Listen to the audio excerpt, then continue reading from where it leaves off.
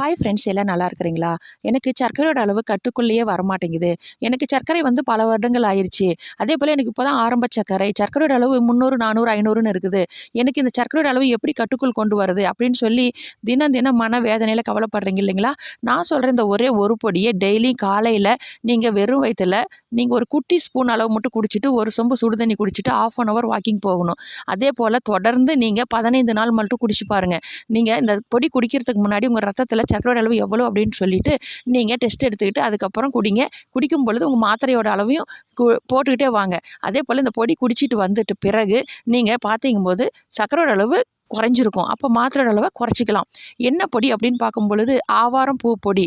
நீங்கள் இந்த ஆவாரம் பூ பொடியை டெய்லி காலையில் வெறும் வயித்துல குட்டி ஸ்பூன் அளவு குடிச்சு பாருங்கள். உங்களுக்கு ரத்தத்தில் சர்க்கரையோட அளவு நார்மல்னு வரும். நீங்கள் 15 நாள் கழித்து டெஸ்ட் எடுத்துகிட்டு சர்க்கரையோடைய அளவில் நீங்கள் ஊசி அல்லது மாத்திரை போடுறவங்களா இருக்கிறீங்க இல்லைங்களா, அதனோட அளவை குறைச்சிக்கோங்க.